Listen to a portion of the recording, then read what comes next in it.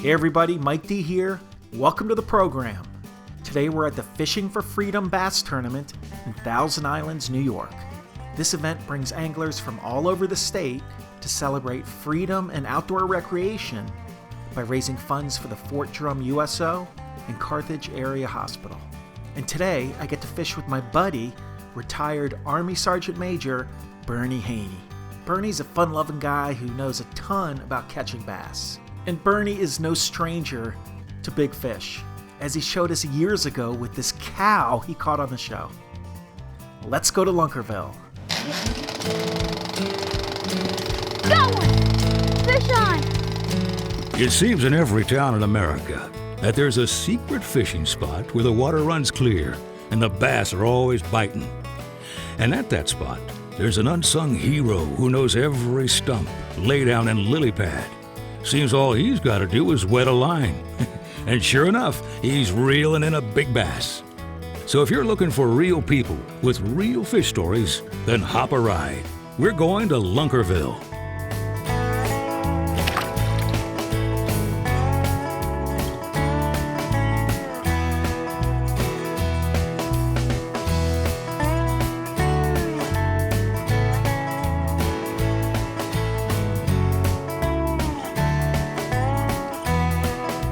The water here is probably 18 to 20 inches below normal summer pool. Really?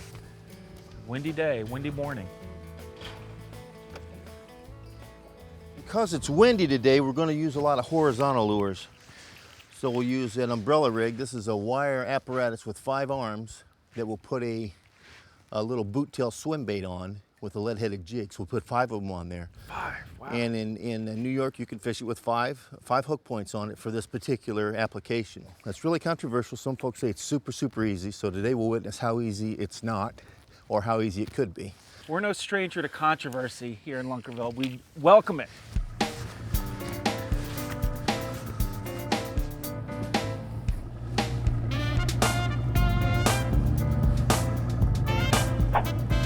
Now, I thought it was supposed to be overcast. There's not a cloud in the sky. I know. It's getting a 10-degree swing in the last week. Swing colder? Yeah, it was 77 degrees, and this morning it's 67, 68 degrees. So that can't be good, right? Or is it good? No, it doesn't help us. Doesn't help. It's because this is the first cold snap of the season, really. So that kind of shuts them down a little bit, too.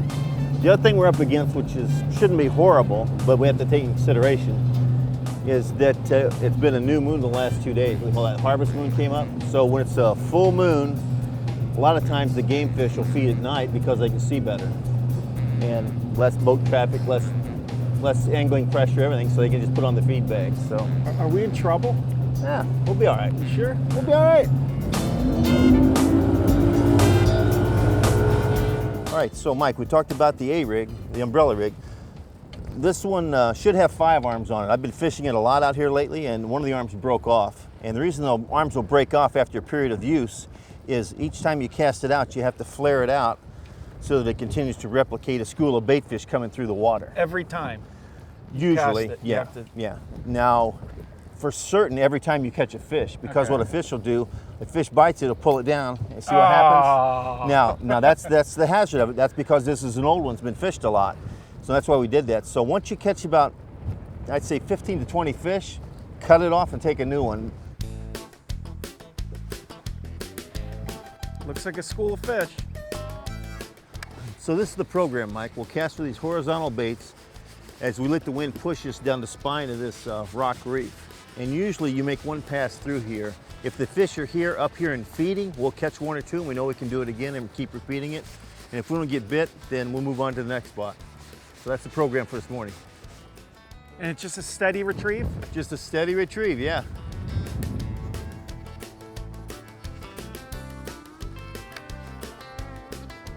You seeing anything down there on the graph? You usually won't in this 6 to 7 foot of water because it's right below the boat with the wavy like this. So that's why the other thing is to cast as far away from the boat as you can, and then reel it in.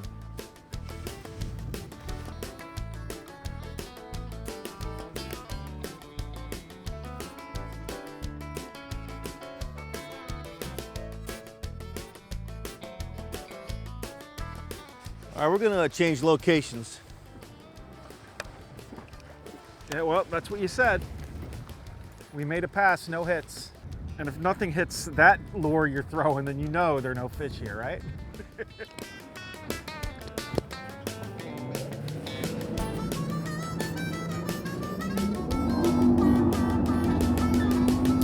Lunkerville is presented by South Bend, a fishing tradition since 1906. Also sponsored by Zip Fire Starters.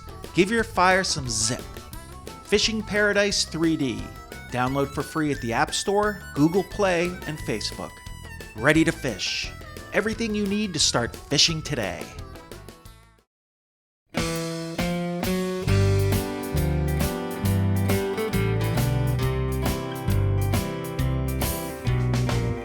So what's the situation here, Burnie?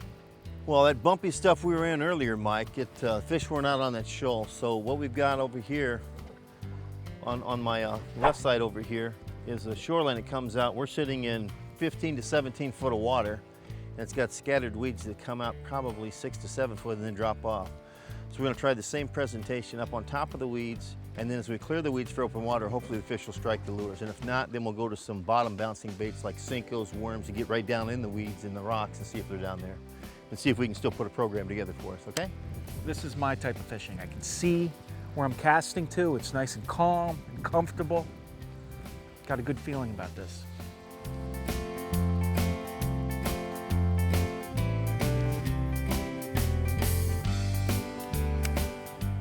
So they're having weigh-ins every hour? Yes, they're having weigh-ins at the top of the hour. So from the top of the hour to 30 minutes after. And then the scales will close officially for the Derby at 2:30 this afternoon. How many entrants in this event? I'm not sure how many entrants they had. I think last year they had around 75, so it's a pretty good turnout. And this year at registration, they announced that some Canadian soldiers would come and fish this fundraiser for the USO organization as well, so that's kind of nice. It's an important cause. This is our third time around with these USO events. They're always fun. We fished with Pete Gluzek in one on the Hudson River. We fished with Joe Sancho on Lake George. And now the Burnie Haney. Tell me the Burnie Haney story. The Burnie Haney story, Mike, let's see. I joined the Army in 1977 out of Central Illinois, and I served continuously until I retired in October of 2004 as a Sergeant Major with the 10th Mountain Division. And I planned to just retire and do this, but the guy I was working for at the time said that they were going to civilianize my position.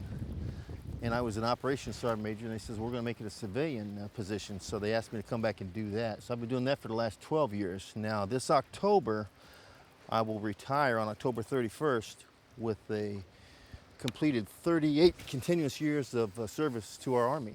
And I think that's enough for anybody, so I just need to go fishing more often. Yeah, well, thanks for your service, man. Appreciate it. It's a Congratulations. Great ride. Oh, thank you, thank you. I enjoyed it. Met a lot of great people, folks like you. It brought me to this place, and who knew, from the cornfields of Central Illinois to Lake Ontario and upstate New York. Yeah. Would have never imagined that in 1,000 years. Burnie, the bass hunter, man. You're the bass hunter. Let's hunt some bass. We're trying, Mike, we're trying. What's going on? What I'm digging in the rod locker to get is I'm going to change presentations for us right now. We've been fishing our horizontally for the better part of an hour, and hasn't really produced what we're looking for.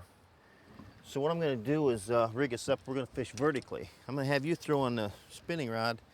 It's a drop shot rig, but we're going to Texas rig a Senko worm on it, so it'll stand out like that and be right up off the bottom. Ooh, the Senko. And I'll try the same type of presentation, or maybe a little different presentation, but very similar.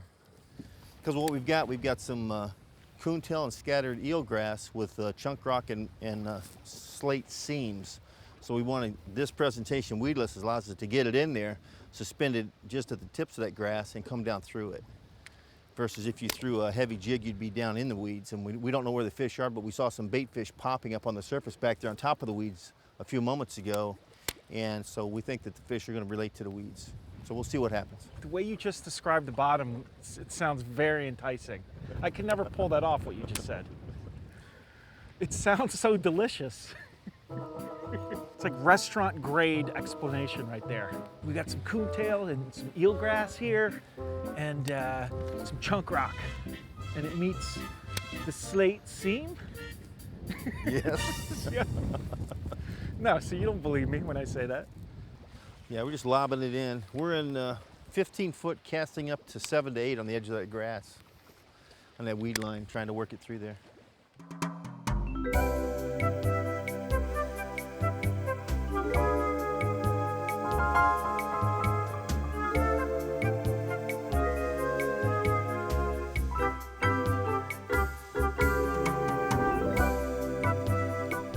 This is tough fishing today.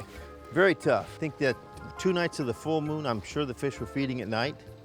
And if you're not out here with them, it's kind of tough. And then once we get out of this bay, we're back into the 3 to 4 foot waves, so that's really tough. So what we'll do now is we'll put the boat on the trailer and we'll go up to the St. Lawrence River and we'll get inside of Wellesley Island.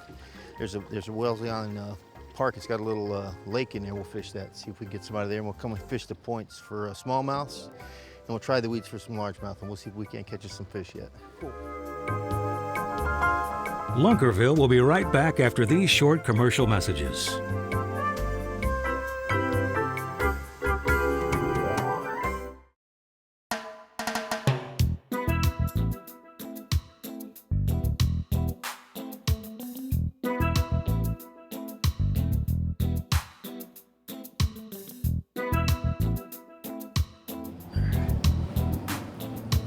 Lake of the Isles.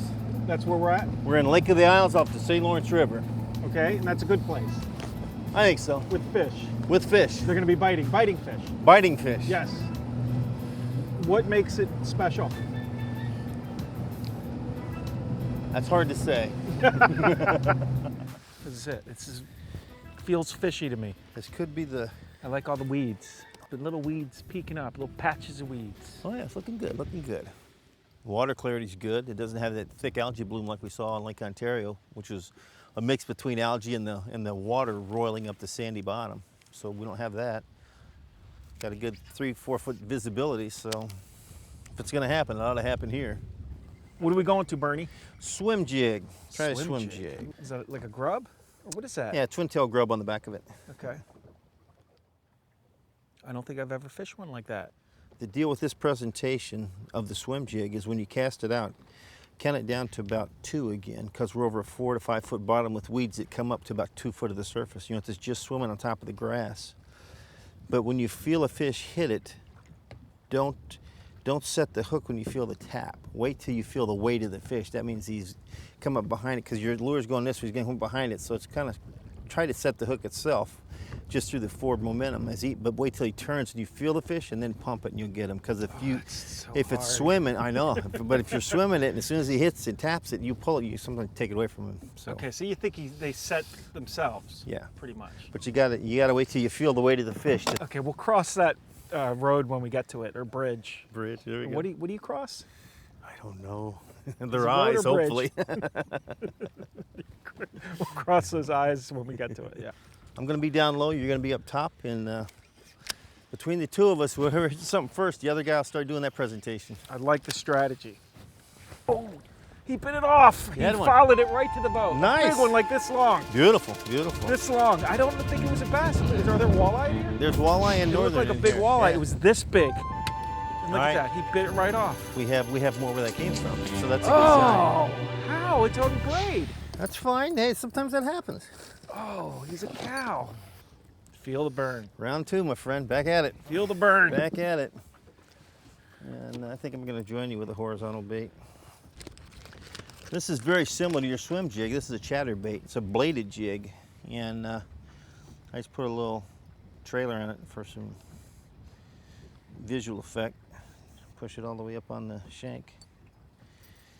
And as this comes through the water, the blade displaces water, shakes like crazy, and they'll usually bite it. So let's see what happens with that. Chatterbait.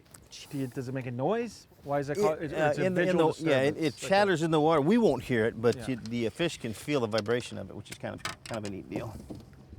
Okay, to get the idea of the action of this lure when I cast it out, the violent vibration, we'll watch the rod tip will just start dancing like crazy on the rod tip, and that that blade sweeping back and forth as the water pulsates across the front of it. That's what makes the rod tip wiggle like that. That's why it's called a chatterbait. Oh yeah. Something. Oh my goodness. It's a fish, only smaller. Wow. Yes.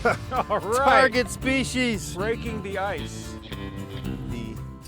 It's kind of tough when the fish is as big as the bait, but He reacted.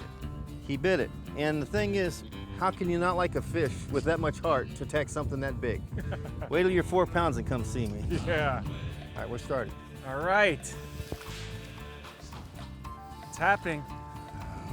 I saw the big fish. You caught the small fish. They're turning on. The weather's changed. It's overcast now. Okay.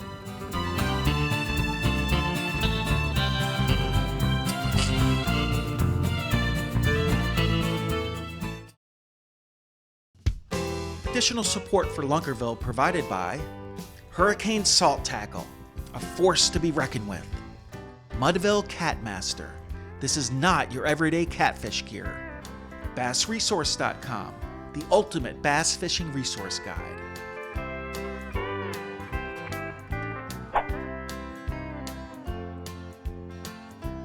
Here's one. Yeah, feels like a better one. Oh yeah. That's a good one. Look at the flash. Oh yeah. Okay. Yeah.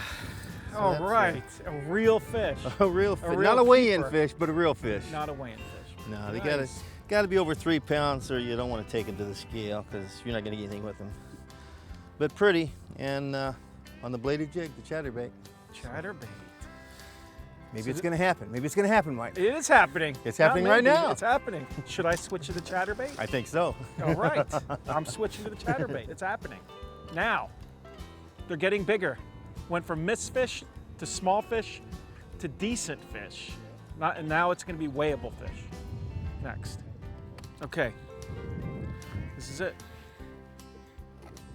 Very cool. There's all sorts of stuff going on with this bait. Oh, there's all kinds of crazy things happening with that thing. So it's windy. Do you prefer to cast into the wind or against the wind when you're drifting? And why? The best presentation actually is casting into the wind. And the reason is it's more natural, because anything that's swimming around the surface, bait fish and so forth, the wind's blowing, that's riding the current, so it's blowing with the wind. So any current, the fish is going to face into the current, waiting for the meal to come to it. But having said that, the last 2 fish we caught, we were casting against the current and bringing it this way. So It's true, because those 2 fish were caught the opposite way. yeah, and it could be that the reason we caught those fish is that this grass, the wind's bending it over, and they're tucked up underneath the grass. So when something comes at them, they just jump out and grab it.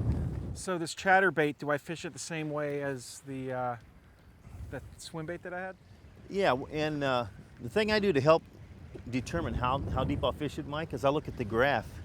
And if I see the grass coming up off the graph, say I'm in 6 foot of water and the grass comes up to 3 foot below the surface, then I'll count it down to 2. If the grass comes within a foot, then I'll just cast it out and start cranking it right away.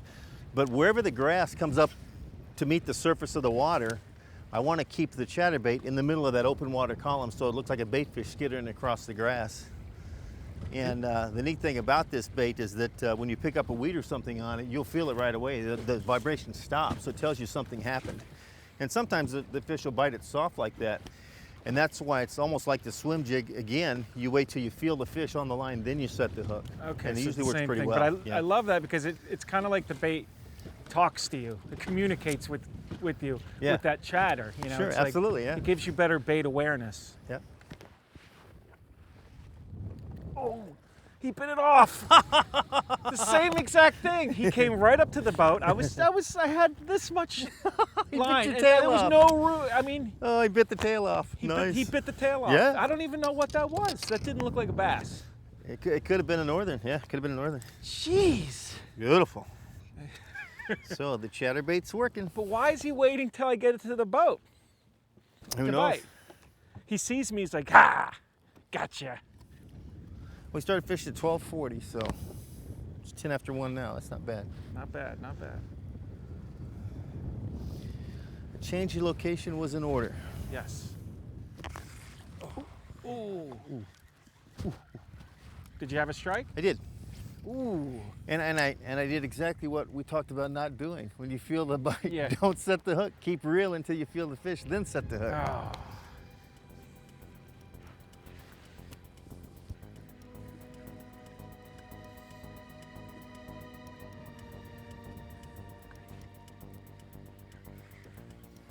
Come on, fish. We got 6 minutes. 6 minutes, come on. 6 minutes, and we got to batten down the hatches and head around the corner. There we go.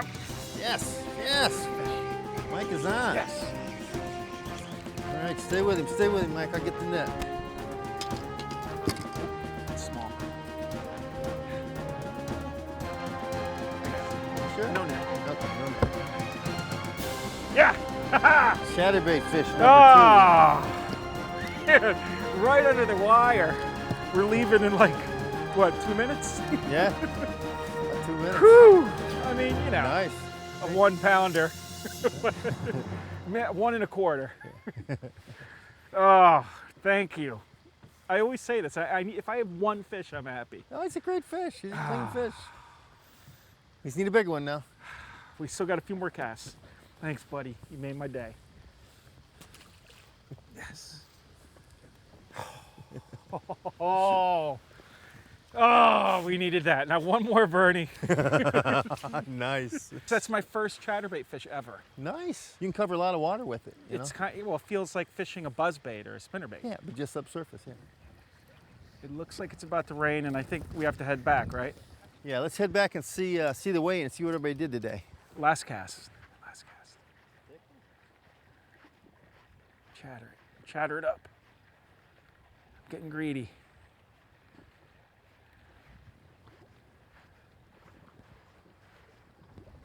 No. No big deal. It's all for charity. I would have given my winnings to charity anyway. So although Burnie and I didn't catch a weighable fish or cash a check, a lot of people did. And everyone left a winner by helping military folks and their families with entry fees and donations to the Fort Drum USO and Carthage Area Hospital. So I want to thank Burnie for taking me fishing, thank everyone who contributed to this important event, including the beautiful Bonnie Castle Resort, and I want to thank you all at home for tuning in.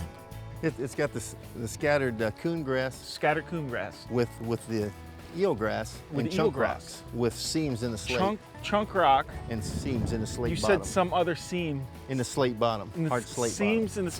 bottom. Yeah. Don't forget to tune in next week to Lunkerville.